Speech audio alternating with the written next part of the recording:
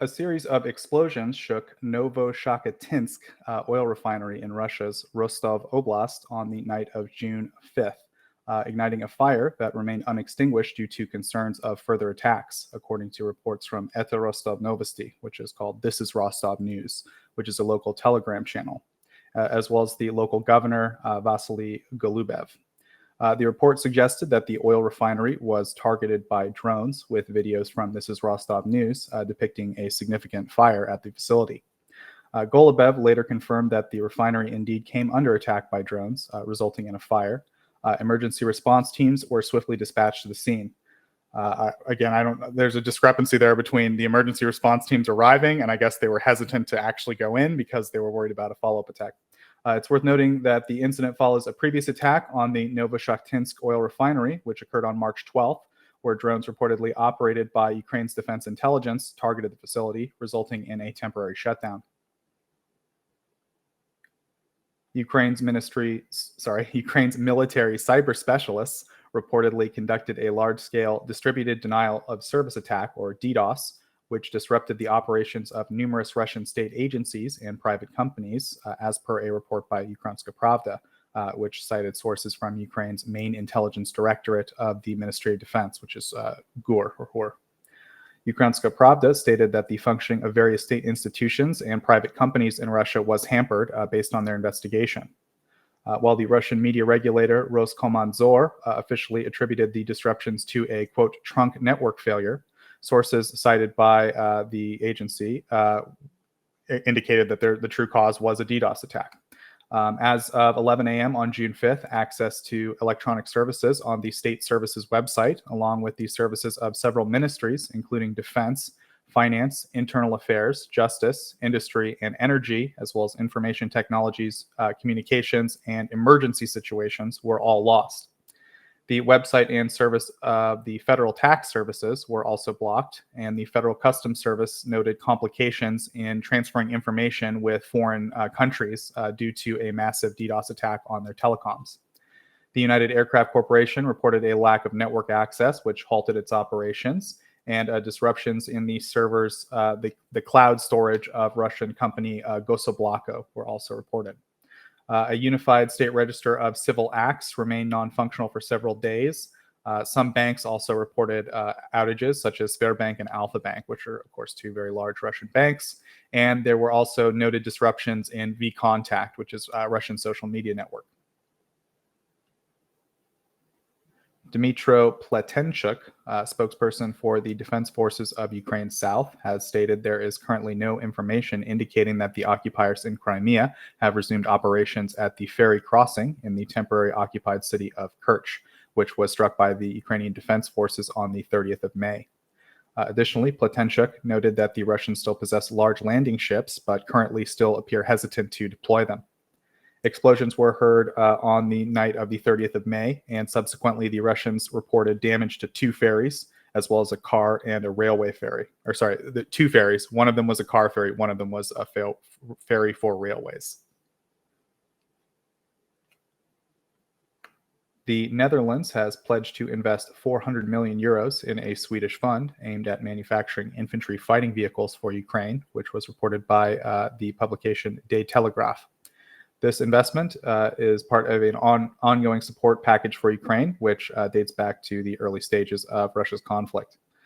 Recently, the Netherlands signed an endorsement for Ukraine potentially using F-16 fighter jets over Russian territory for self-defense, citing provisions within the United Nations Charter on Self-Defense. The Dutch foreign minister emphasized that if Ukraine does possess the right to self-defense, there shouldn't be any limits on the use of weaponry they're given. Now the Netherlands is extending its support by contributing the production of infantry fighting vehicles. The defense minister revealed the commitment on June 7th, stating that the manufacturing of the vehicles would occur primarily in the Netherlands. I couldn't find specifically what vehicles. Maybe someone would know which vehicles the Netherlands make. Alongside this assistance to Ukraine, the Dutch government has also introduced an action plan aimed at bolstering its own defense industry. The plan includes the establishment of a startup budget for the defense market, which will have contributions totaling 25 million euros for the Ministry of Defense and the Ministry of Economic Affairs. The U.S. Department of Defense has unveiled additional security assistance aimed at fulfilling Ukraine's urgent security and defense requirements. Outlined in an announcement on the Pentagon's website, the latest initiative is the 59th tranche of equipment to be provided from the DoD inventory since August 2021 under the Presidential Drawdown Authority. The estimated value, again, is $225 million, and it includes missiles for Hawk, Stingers, HIMARS, 155 howitzers, as well as shells for 155 and 105 artillery, 81 millimeter mortar, a sizable number, if I understand correctly, of M113 armored personnel carriers. These are APCs for heavy equipment transportation, coastal and riverine patrol boats, tube-launched optically tracked wire-guided missiles or TOW missiles, javelins and AT-4 armor systems, small arms, ammunition, grenades, demolition equipment, night vision, and spare parts for maintenance and other ancillary equipment. So lots of little stuff to plug some gaps. France aims to assemble a coalition of nations to dispatch military instructors to Ukraine, as stated by French President Emmanuel Macron during a joint press conference with Ukrainian President Volodymyr Zelensky on June 7th. Macron emphasized the importance of enhancing Ukraine's military capabilities, noting that Ukraine's intensifying mobilization necessitates the training of thousands of new soldiers on Ukrainian territory for maximum efficiency. While emphasizing that the goal is not to escalate tensions with Russia, Macron emphasized France's commitment to assisting Ukraine in their defense efforts. He highlighted that several allies have already agreed to join the coalition led by Paris, with plans to expand the coalition further in the coming days. Reports suggest that France intends to initially deploy a limited number of personnel to assess mission logistics before sending several hundred trainers. Zelensky expressed Kyiv's support for Macron's initiative, stating that it streamlines the training process to do it in Ukraine. In addition to the military assistance, France plans to allocate 200 million euros to companies investing in the restoration of Ukraine's critical infrastructure, with a significant portion allocated to the energy sector. All of these announcements on June 7th follow a major announcement on June 6th of the, in some French press, it was reported as a sale. However, we had our own French-speaking, our own francophones in our, group look into this. As far as we understand, it was given. So again, this report that I used here says sale. Again, I think that's just some kind of a mistranslation or something. They're given Mirage 2005 fighter jets to Ukraine, and that'll happen within the year, with plans for Ukrainian pilots to undergo training in France. Macron did not specify the exact number of Mirage 2000-5. So Mirage 2000 is the name of the jet. They'll be given the 5 version, so Mirage 2000-5. Fighter jets will be transferred to Ukraine. He hasn't specified the number. He announced a training program for Ukrainian pilots with a focus on technical training for both pilots and mechanics. The announcements happened shortly after world leaders, including U.S. President Joe Biden and Zelensky, participated in commemorating the D-Day landings in France. Macron's initiatives to support Ukraine, including the recent formation of a coalition to send long-range missiles and support for Ukraine's right to strike military bases inside Russia with Western weapons, also demonstrate France's new commitment to aiding Ukraine's defense efforts.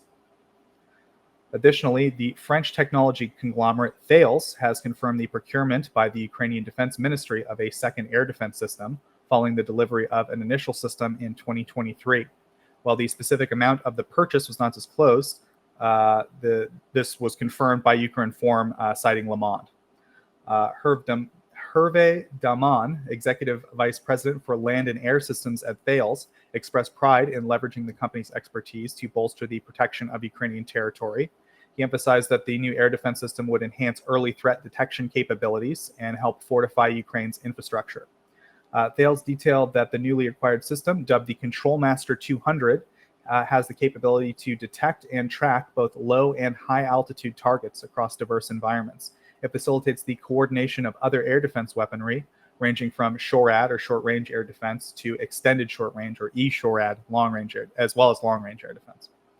The air defense system is part of a Groundmaster 200 surveillance radar, as well as a radio communication system and a control view command and control center, or C2, and a portable terminal for arms allocation. The Groundmaster 200 radar is a medium-range transportable radar mounted on a truck, and it's the key component of the system.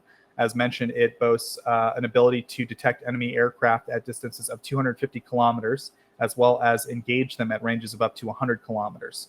The radar system is very good at tracking aircraft flying at varying altitudes and speeds, including drones, as well as providing good early threat detection against incoming rockets and artillery fire, enhancing ground troop safety.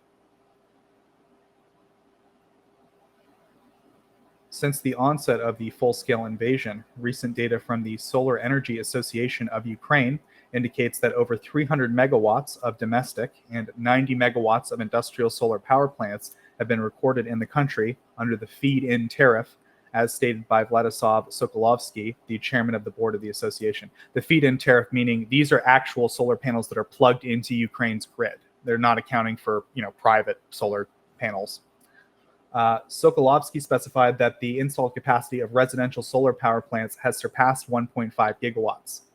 He highlighted that the tally excludes solar installations by households for personal consumptions, as it's a challenge to ascertain their numbers accurately. Furthermore, Ukraine's energy network encompasses 5.9 thousand megawatts of industrial solar power plants situated in occupied territories. Sokolovsky also stated that with the eruption of the full-scale invasion, the Russian Federation seized over 60 industrial solar power plants, which totaled a combined capacity of 950 megawatts. They also inflicted destruction on at least 15% of Ukraine's total solar facilities. He noted that the Russian military recently targeted the 240 megawatt Pokrovska solar power plant, which is situated in Nikopol district of Dnipropetrovsk. During the same press event, Sokolovsky projected that by the conclusion of 2024, it's conceivable to install an additional 400 to 500 megawatts of new solar generation capacity into the grid, contingent upon state support for the endeavor. The European Commission is set to propose that the EU commence accession talks with Ukraine before July, coinciding with Hungary assuming the rotating presidency of the Council of the EU. Belgium, the current presidency holder, is reportedly pressing ahead, hoping to achieve unanimity for the decision before Hungary takes over the presidency on July 1st, according to the Financial Times, citing sources familiar with the matter. Budapest's close ties with the Kremlin since the initiation of the full-scale invasion have led to repeated opposition to sanctions against Moscow and obstruction of EU support for Ukraine. In May, Politico also reported that the EU and Ukrainian officials are striving to commence formal accession negotiations by June 25th, with intensive diplomacy aimed at persuading Hungary to withdraw its objections to Ukrainian membership. Ukraine obtained EU membership candidate status in June 2022, and in November 2023, the European Commission recommended launching accession talks. However, for talks to commence, the EU requires unanimous agreement that Ukraine has made strides in addressing issues such as corruption and the protection of minority languages. The Financial Times noted that Hungary is expected to raise objections, particularly regarding the issue of minority languages. Budapest has persistently contended that the Hungarian ethnic minority in southwestern Ukraine faces discrimination due to Kyiv's language laws. Ukraine refutes the allegations and has updated its national minorities law at the end of 2023 in accordance with the EU's recommendations. Additionally, while the European Commission advocates for formal talks to commence with Moldova, Georgia will not receive the green light due to the current adoption of the Foreign Agents Law, which was in defiance of the EU's warnings. The UN Human Rights Office disclosed on June 7th that Ukraine witnessed a distressing surge in civilian casualties, with the death toll reaching 174 in the month of May, marking the highest total level in nearly a year. The escalation in missile and bomb attacks on populated areas around Kharkiv have contributed significantly. The statement revealed that over half of the casualties occurred in Kharkiv city and its surrounding region, where Russian armed forces have initiated a new ground offensive on May 10th. The intensified attacks in this area are characterized by the deployment of airdrop bombs and missiles in populated zones near the front line and within Kharkiv city, which has exacerbated the toll on civilians. Russian forces launched fresh offensive operations in the northern part of Kharkiv, subjecting the neighboring settlements to heavy bombardments. The onslaught resulted in a 31% surge in civilian deaths in May, marking the highest number of casualties since June 2023. Among the tragic incidents cited in the report, there was a printing house in Kharkiv on May 23rd, which claimed 7 lives and injured 21 individuals. 2 days later, an aerial assault demolished a large home improvement shopping center, which we also reported on, resulting in the death of 19 people and injuring 54 others. 9 civilians lost their lives following multiple missile attacks on a residential area in Kharkiv. The UN report cited that the overwhelming majority of civilian casualties, 92%, and damage to educational and health facilities occurred in Ukrainian-controlled territory during May. In other words, most of the attacks Ukraine was the victims of. As of May 30th, Russian forces maintained control over several settlements on 2 separate fronts, one near Volchansk and the other toward Liptsi. However, their advance has so far been limited to a maximum distance of 10 kilometers from the internationally recognized borders. During a media workshop on international law and armed conflicts and Russia's accountability for international crimes, Attorney General Andriy Kostin shed light on the alarming prevalence of physical and psychological torture endured by returning military prisoners, with up to 90% reported to have suffered abuses.